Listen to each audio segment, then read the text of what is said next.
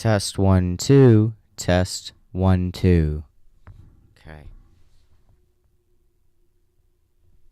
Alrighty, welcome to episode 282 of Backpacking America. Thank you everyone for joining in. So today's topic is about iPad kids, and what spawned this topic of conversation was, I was on Facebook, and a lot of the times when I try to get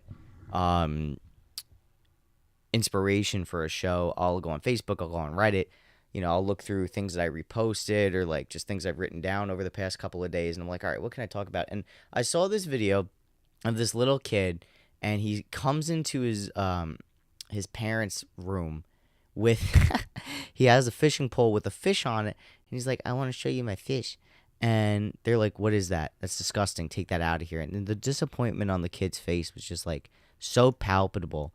And it kind of brought up the whole topic of like how kids don't go outside anymore, or why don't kids go outside and play no more or do anything. And it made me think of the meme where it's like boomers when they ask why don't we go outside anymore, and then it's like the outside they built for us. And in a way, it's very fitting for this context because they're probably the kid's on the damn game too much. He needs to go outside and do something. Now the kid goes outside and do something, and you don't like it. And that's what's really the sad part here is that we're in a very commercialized and overstimulated society. I mean, you can't go anywhere without seeing a goddamn iPhone or an iPad in front of a kid, and you can't even eat dinner. Like, I'll go outside, and the iPad kids are like teenagers now.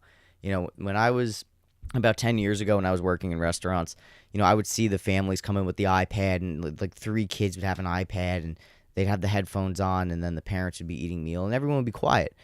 And now you'll see those same iPad kids. They got the headphones in, their AirPods, and then they're looking at their phone while they're eating their food, and completely quiet and isolated from the world. And look, don't get me wrong. Like, when I'm home, sometimes, like, if I'm eating dinner by myself or lunch by myself, I'll flip on my phone. I'll watch some YouTube videos while I eat because I just want to just shut my brain off for a little bit and not really do anything. But, like, if I'm out in public, I'm not on my phone. I'm not watching a video. I'm just eating my food. I'm observing my surroundings.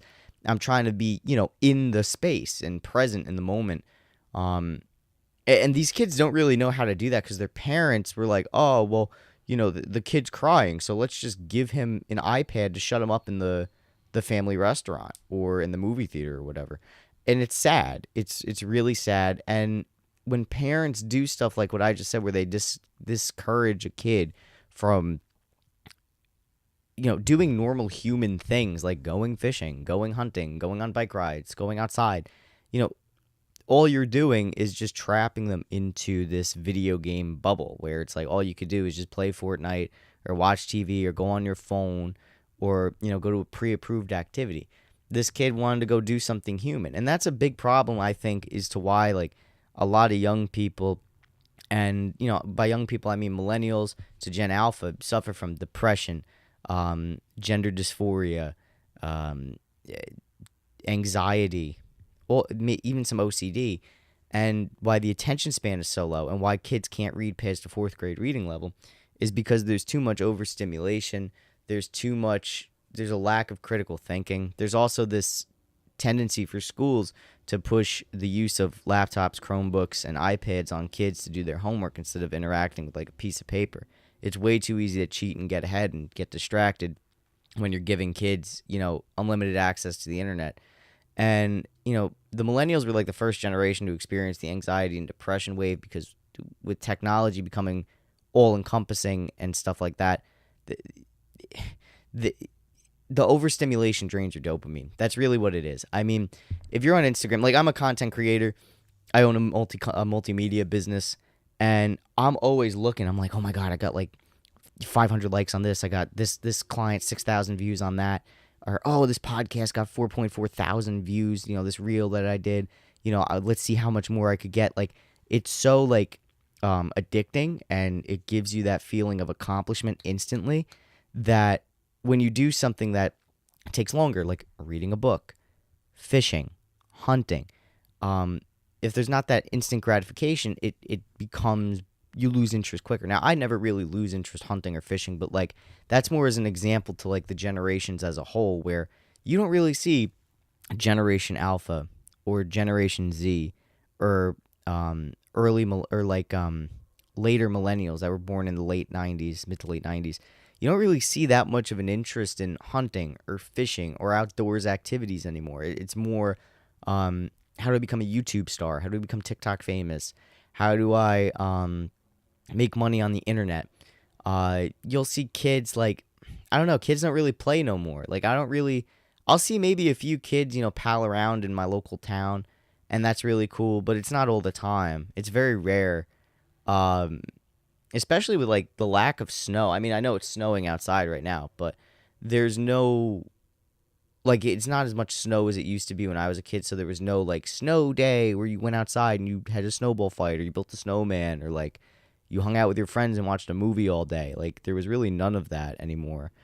Um, and that depression like and anxiety comes from that lack of human connectivity and that lack of like doing something physical and like outside.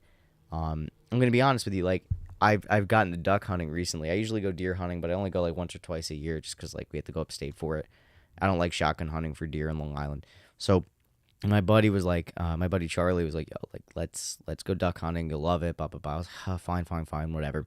And I started in December, and I loved it. And like I don't know, man. Like I just felt less like useless and depressed and like anxious when I was just sitting outside doing an activity with my friends and like being in a quiet space where like you just do nothing but just look at the water and like explore and try to hunt game. It's more it just removes you from all the bullshit. It removes you from your phone, from the computer, from work, and like it's a good way to de-stress. Watching TikToks and YouTube videos after work while you're slamming a beer or like eating food, it can be relaxing, but like it's not the same. It's just like you're shutting your brain off and zombifying yourself. This is like an activity where you're actually doing a lot of different things. You're physical, you're with people, it's communal, and there's like just this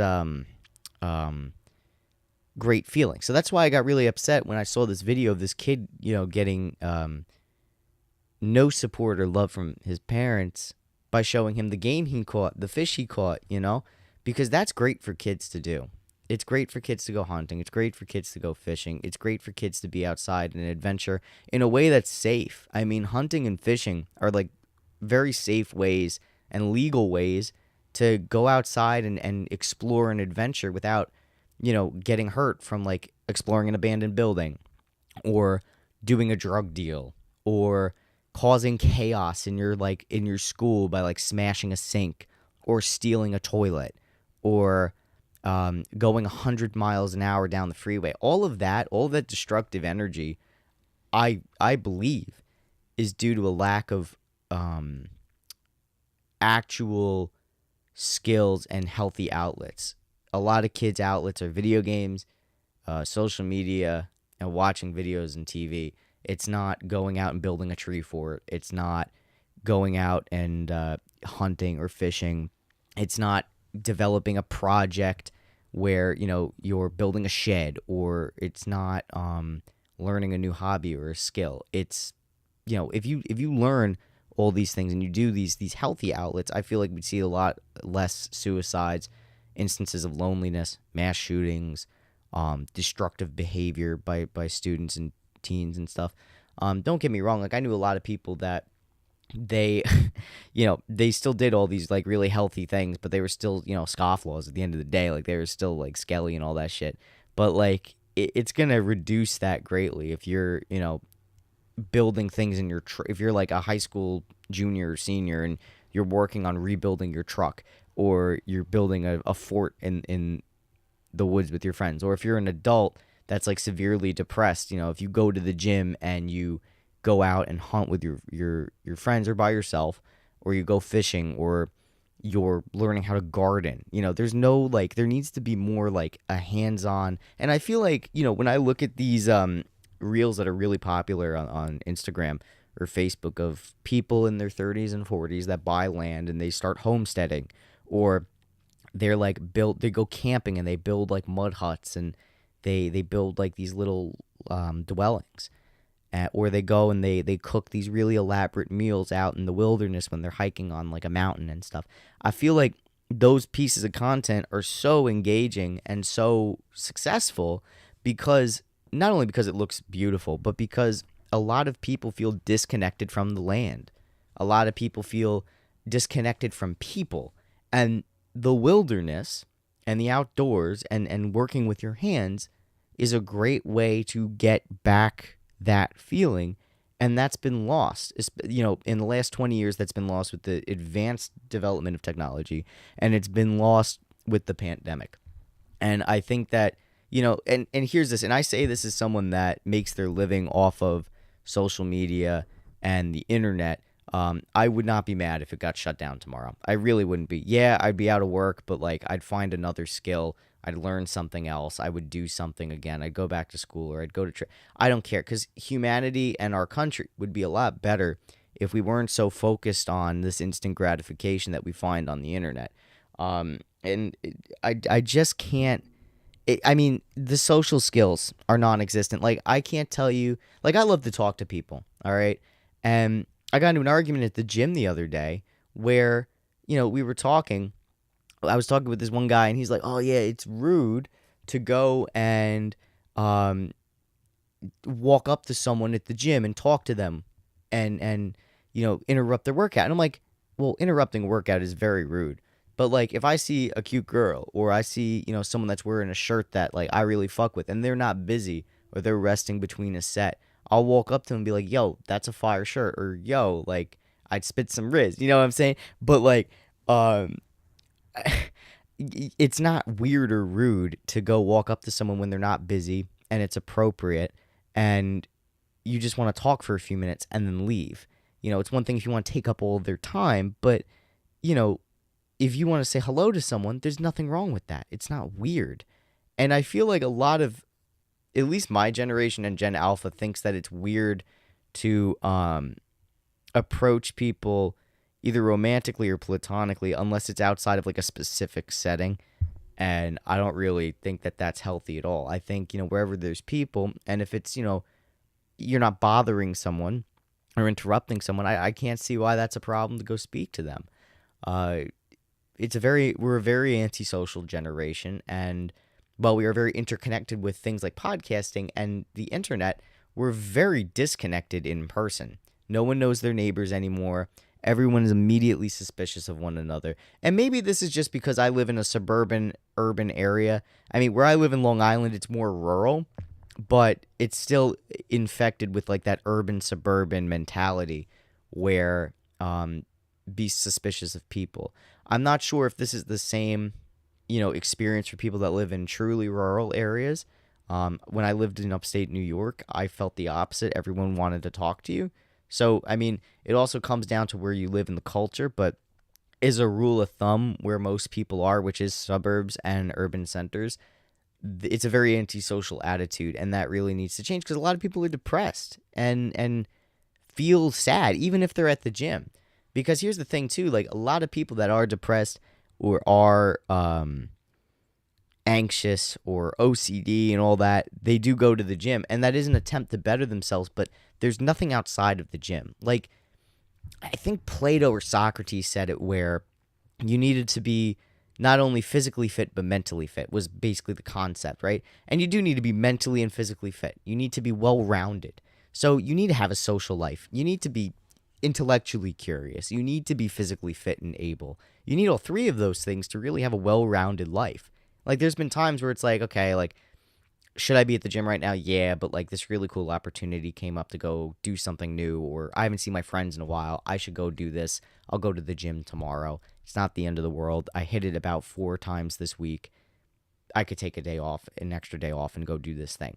And that's where a lot of people like, there needs to just be a balance, and sometimes you need to give and take things. I don't think that really exists. I feel like there's a very strong all or nothing mentality with my generation. And with Generation Alpha as well. And that's not healthy either, so it comes down to prioritizing.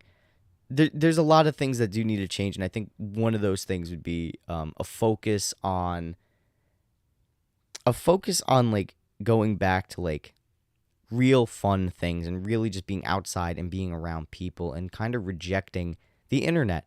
And while that may not be, profitable for me as a business owner, it would be better for humanity. And honestly, I'm tired of it. If I didn't, have the business I had or was in the field I was in, I would just throw out my smartphone.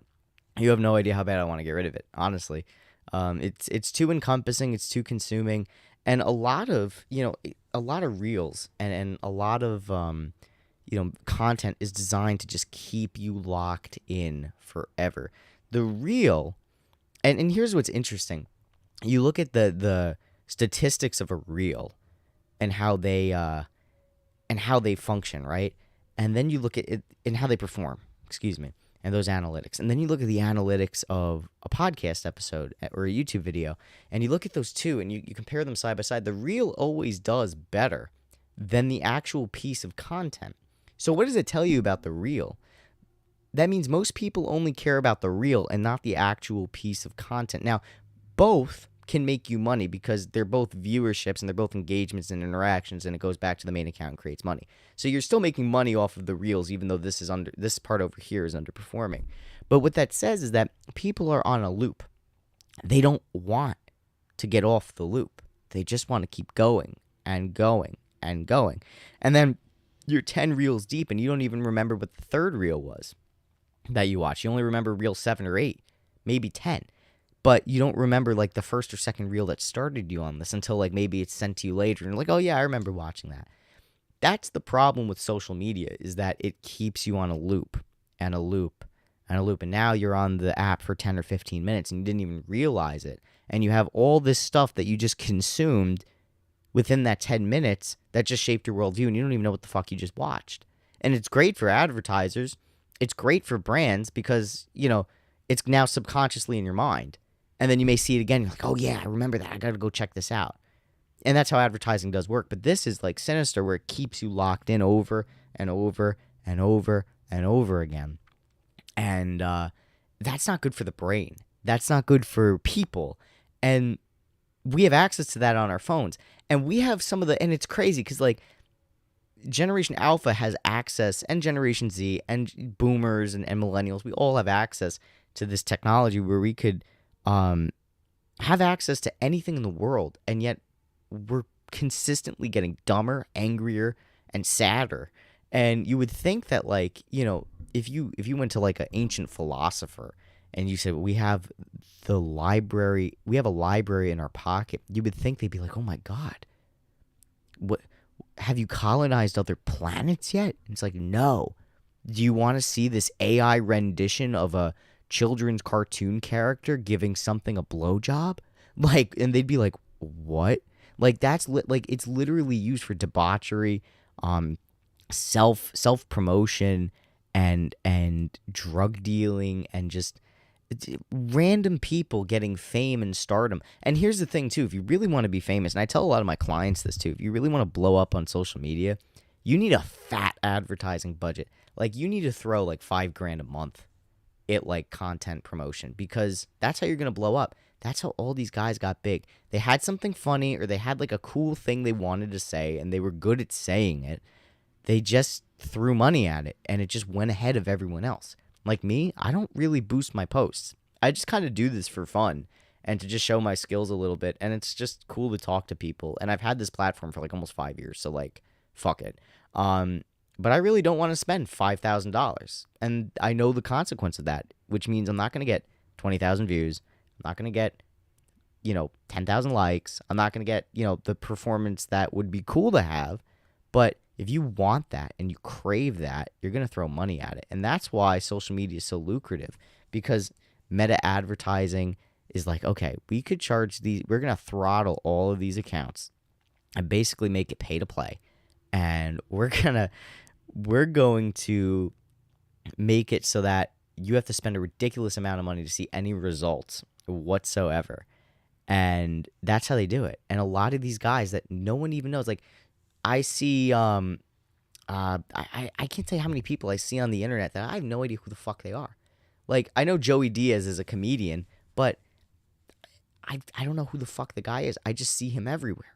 I just see him everywhere, and he promotes his content, and he gets on other shows, but they promote their content. They have advertising, and I just see the guy everywhere.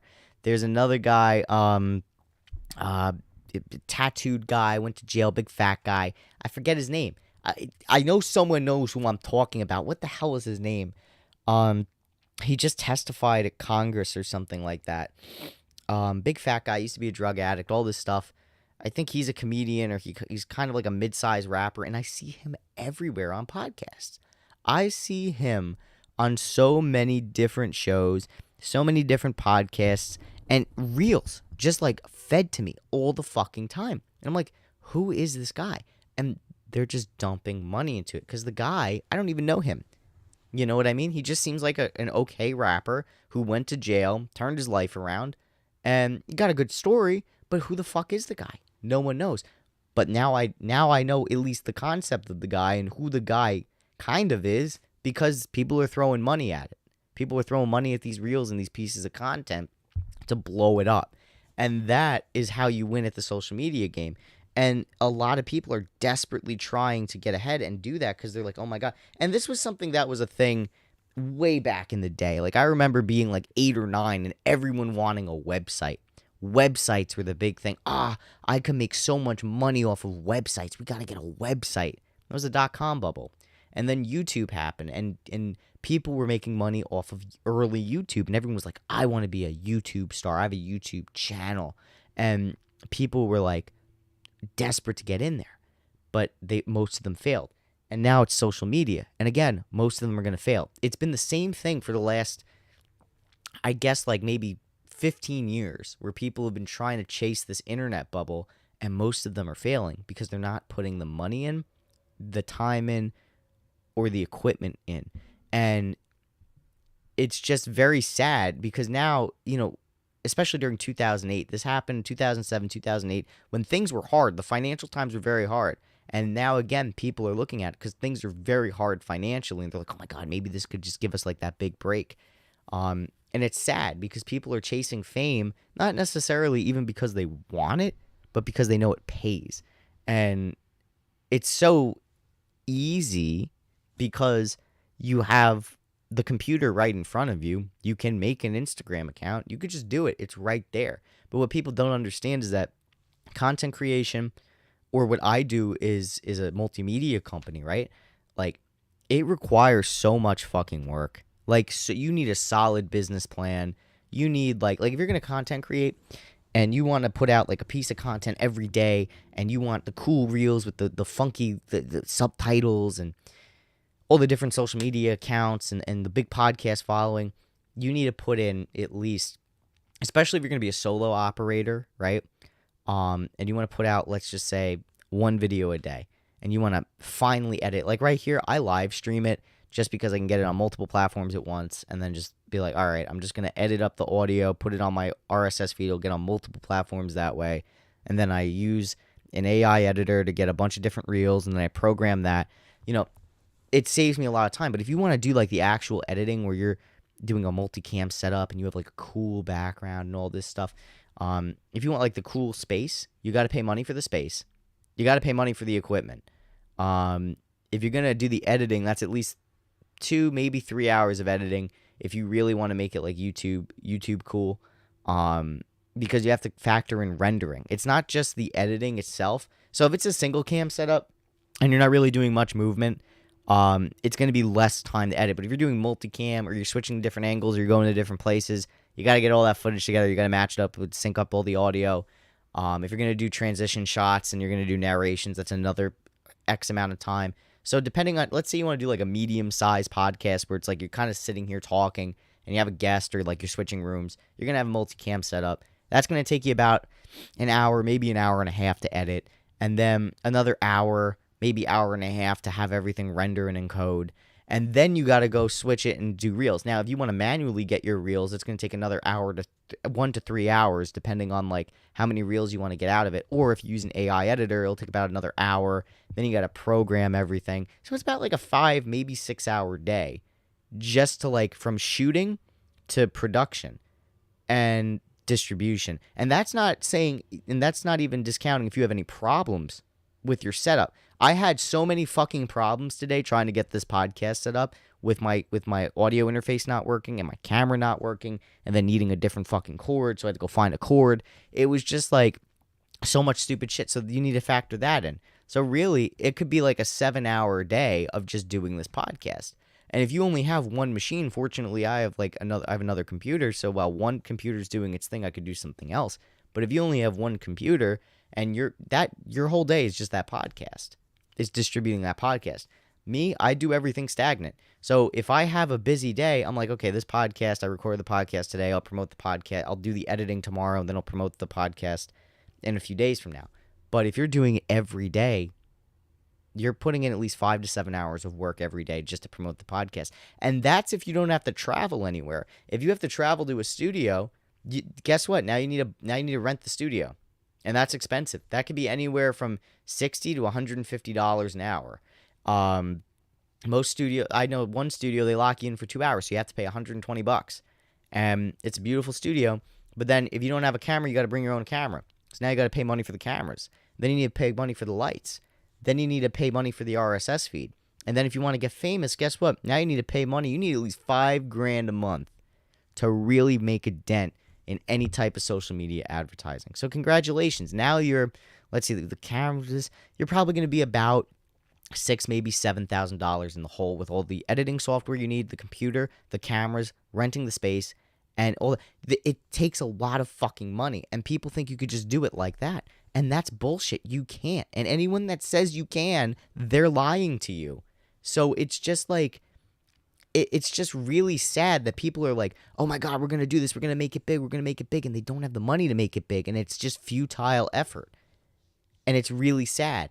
And that's because it's like, if you spent like a fraction of that money on like a self-fulfilling hobby, like hunting, fishing, cars, gardening, building, music, anything like that. If you just had like a self-fulfilling hobby where it's like you could just keep that to yourself or maybe share it with like, an intimate group of people like your friends or your family, significant other, you'd feel more fulfilled because not a lot of people don't want to be content creators. They're just content creators because it's an easy way. Well, not easy way, but like it's just they think it's an easy way to make money, or they're like, oh, like I'm good enough where I'm making like an extra $1,000 a month, but like I really hate this and like all my free time is spent doing this thing.